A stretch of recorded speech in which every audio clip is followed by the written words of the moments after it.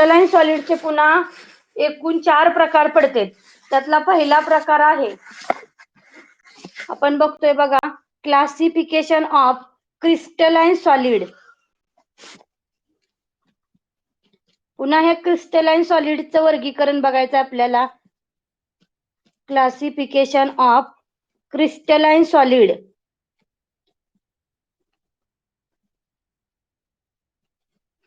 मग पुन्हा हे जे भाग पडतेत त्यातला पहिला भाग आहे कोणता? आयनिक क्रिस्टल. आयनिक क्रिस्टल. दुसरा आहे कोव्हॅलंट किंवा त्याला काय म्हटलं जातं? Network crystal. Covalent network crystal. Covalent network crystal. तिसरा पार्ट आहे कोणता त्याच्यातला? तर molecular crystals. Molecular crystal. Molecular crystal. Molecular crystal. आणि चौथा भाग आहे कोणता? Metallic crystal. Metallic crystal. एकूण 4 भाग पडते त्याचे. आयनिक क्रिस्टल, मोलेक्युलर क्रिस्टल, त्याच्यानंतर कोव्हॅलंट क्रिस्टल आणि मेटॅलिक क्रिस्टल. मग आता आपल्याला त्यातला पहिला भाग बघायचा आहे कोणता? आयनिक crystal. These crystalline solids are classified into 4 categories: ionic solids, covalent network solid, molecular solid, metallic solid. त्यातला पहिला भाग बघतोय आपण, आयनिक सॉलिड क्रिस्टल. काय? Ionic solid crystal. मग आता त्याच्यामध्ये काय बघायचं आपल्याला? In ionic solid crystals the constituent particles are charged ion. In ionic solid crystal, constituent particles are charged ion. They are cations or anions. They are cations or anions and may be different in size. आता याच्यामध्ये जर बघितलं, in ionic solid, आयनिक सॉलिडच्या बाबतीत जर बघितलं तर याच्यामध्ये असणारे कन्स्टिट्युएंट पार्टिकल कोण असणार आहेत? तर एक कॅटायन असतील किंवा दुसरे anions असतील. In these ionic solid whose constituent particles are charged species, मग ते मे बी कॅटायन और anion. कॅटायन कुणाला म्हणलं जातं? Positively charged spaces. anion कुणाला म्हणलं जातं? Negatively charged species. आणि they are in a different size. त्यांना काय म्हणलं जातं? Ionic crystal. Each ion of these sign of charge is bonded to ion of opposite charge around by Coulomb force. In other words, the particle of ionic crystals are held together by electrostatic force of attraction between oppositely charged ion. आता इथं सुद्धा best example कोण सांगू शकतोय आपण? Sodium chloride. आयनिक सॉलिड्सच्या बाबतीत काय सांगतोय? आयनिक सोडियम क्लोराइडचं एक्झाम्पल घेतलं. मग आता आयनिक सोडियम क्लोराइड मध्ये इलेक्ट्रोस्टॅटिक फोर्स ऑफ अट्रॅक्शन का असतंय अपोजिटली चार्जड स्पेसिस मध्ये ते बघायचं आपल्याला. इथं जर बघितलं, सोडियमचा ॲटॉमिक नंबर किती? 11. इलेक्ट्रॉनिक कॉन्फिगरेशन तुम्हाला अबो प्रिन्सिपल प्रमाणे मांडता येते, 2 8 1. क्लोरीनचा ॲटॉमिक नंबर किती? 17. इलेक्ट्रॉनिक कॉन्फिगरेशन काय आलं? 2 8 7. आता सोडियम काय करतो? इथं 1 इलेक्ट्रॉन लॉस करतो. काय? सोडियम 1 इलेक्ट्रॉन लॉस करतोय, क्लोरीन 1 इलेक्ट्रॉन घेतोय. मग काय तयार झाला? NaCl bond. पण कुणामध्ये तयार झाला? तर अपोजिटली चार्जड स्पेसिस. सोडियमनं लॉस केला म्हणून इथे इलेक्ट्रॉन किती आले? 2 8. क्लोरीननं गेन केल्यानंतर आउटर मोस्ट सेल मध्ये 8 इलेक्ट्रॉन आले आणि मग स्टॅबिलिटी मिळाली. इलेक्ट्रॉन किती झाले? 2 8 8. दोघांनाही स्टॅबिलिटीसाठी इलेक्ट्रॉन लॉस किंवा गेन करावे लागते. आणि ज्यावेळेस 2 स्पेसिस मध्ये, अपोजिटली चार्जड स्पेसिस मध्ये इलेक्ट्रॉनची देवाणघेवाण होत असते, त्यावेळेस तिथं कोणतं फोर्स डेव्हलप होत असते? तर electrostatic force of attraction. Electrostatic force of attraction. They are neutral with each other by cation and anion species. मग आता याच्यावरनं जर बघितलं, 2 अपोजिटली चार्जड स्पेसिस मध्ये ज्यावेळेस बॉन्ड तयार होत असतोय त्यावेळेस तिथं electrostatic force of attraction develop होत असते.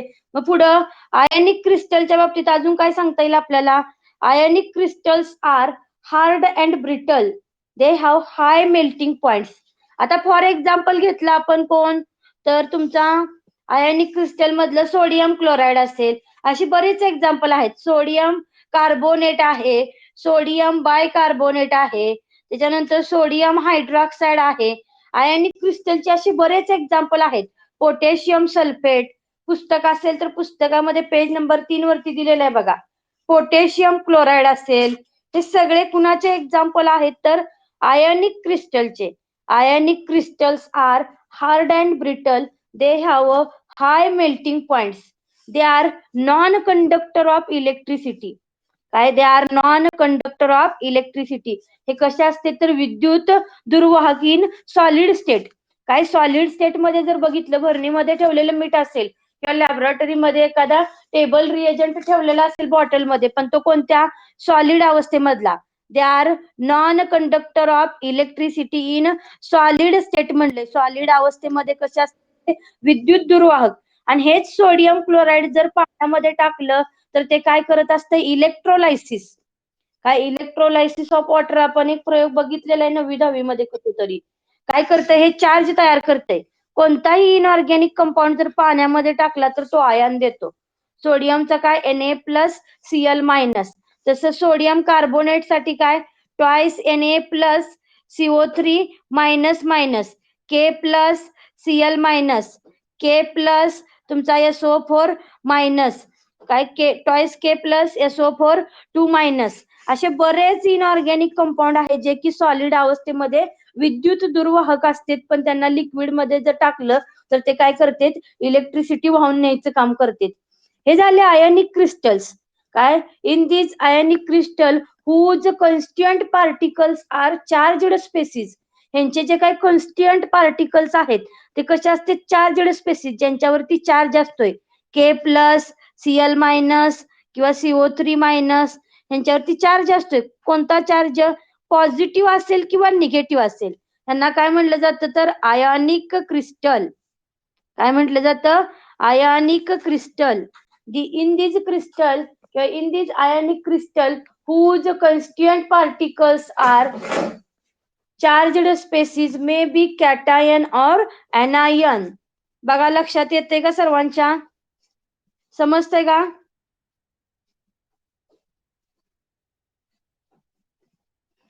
समजतंय का? हे क्रिस्टल अँड सॉलिडचे प्रकार. त्यातला पहिला प्रकार आहे आयनिक क्रिस्टल.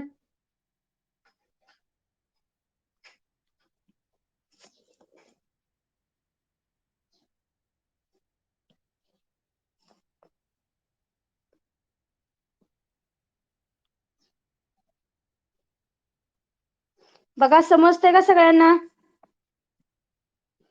अरे कळाले तर हो म्हणा, नसेल तर नाही म्हणा.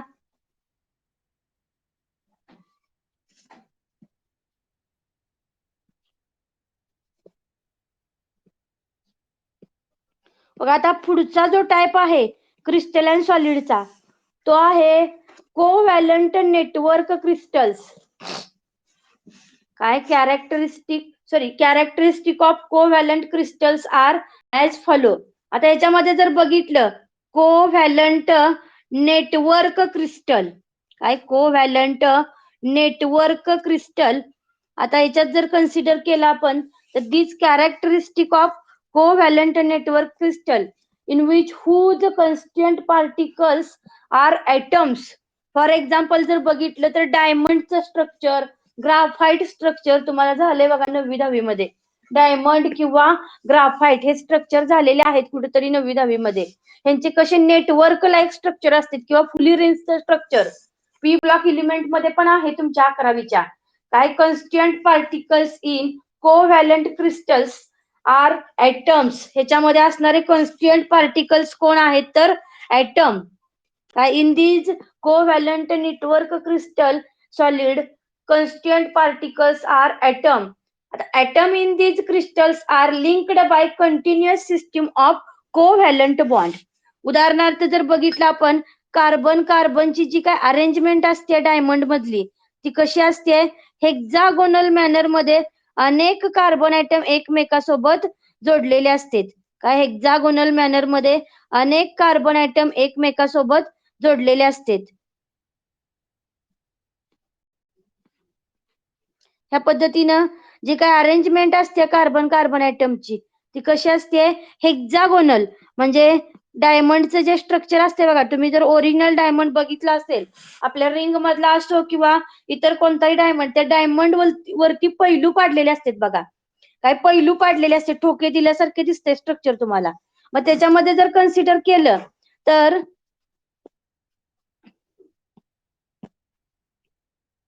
हे जे काय कार्बन कार्बनची अरेंजमेंट आहे, हेक्झागोनल मॅनर मध्ये एकमेकासोबत जोडलेले आहेत. पैलू पाडल्यासारखं जे चित्र असते ते काय इंडिकेट करतं, ते तिथं असणाऱ्या प्रत्येक कॉर्नरला कार्बन ॲटम प्रेझेंट आहे. म्हणजे असं जे काही नेटवर्क लाईक स्ट्रक्चर असते डायमंडचं,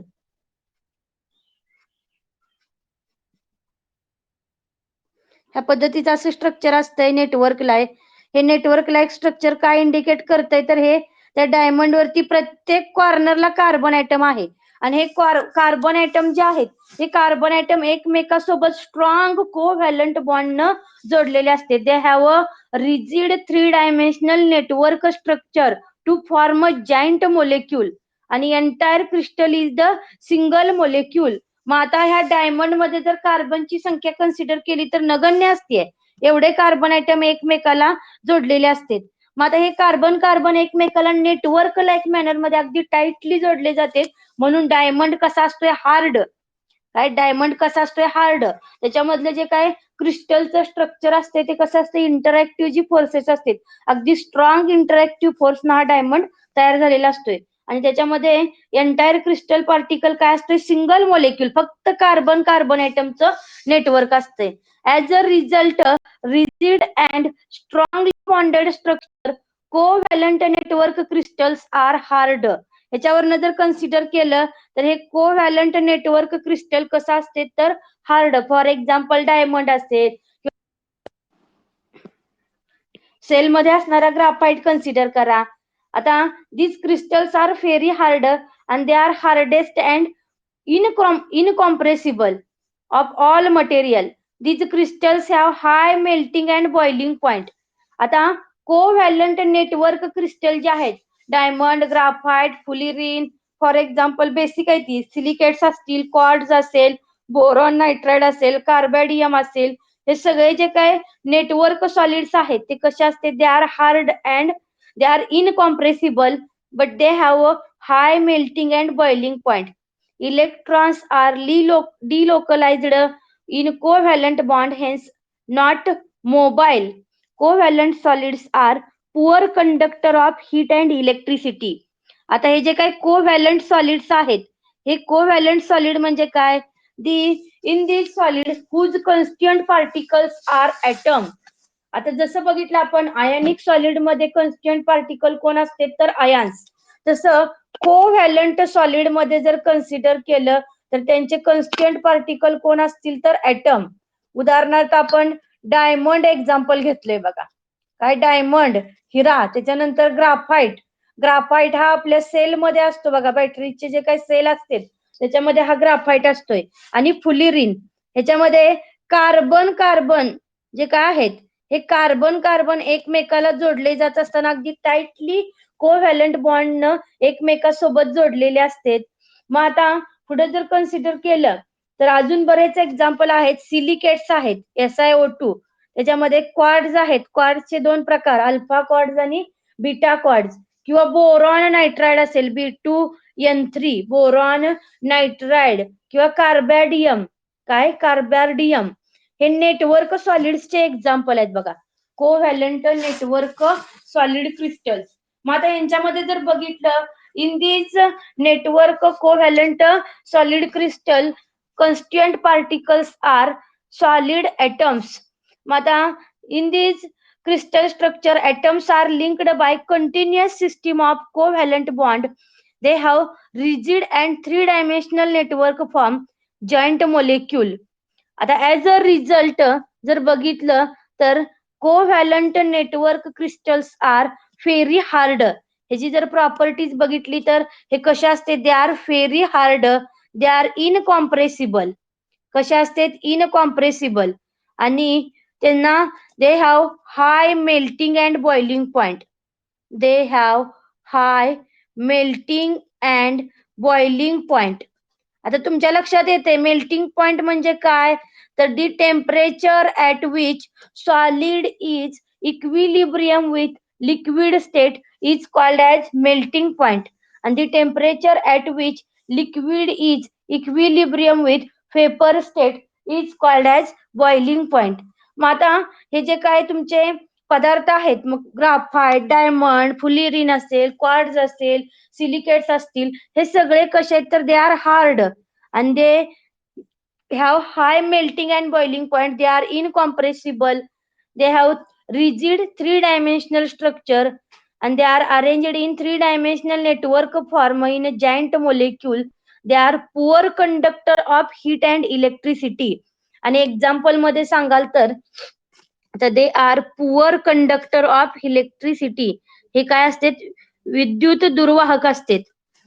विद्युत दुर्वाहक. They are poor conductor of heat and electricity.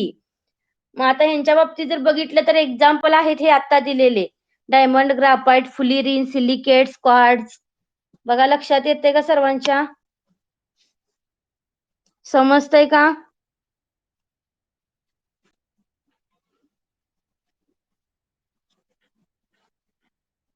सर्वांना समजतंय का?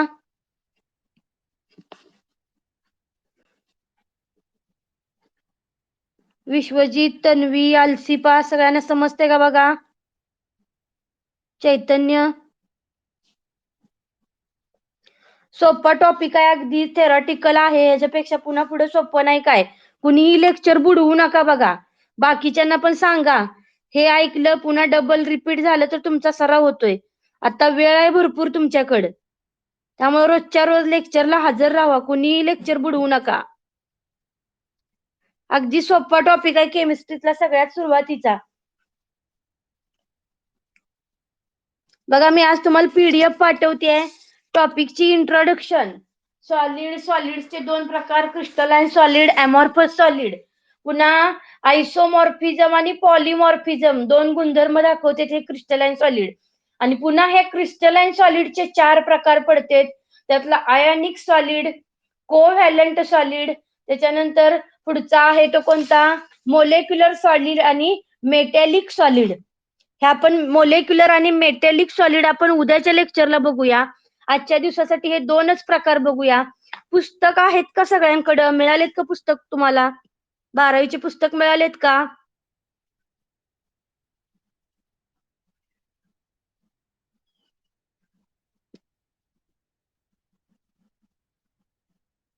ओके ठीक आहे. तात्पुरती तुम्ही आताची जी तुमची लिंक मी पीडीएफ पाठवलेली आहे ती रेफर करा, पण नंतर तुम्हाला मिळतील पुस्तकं.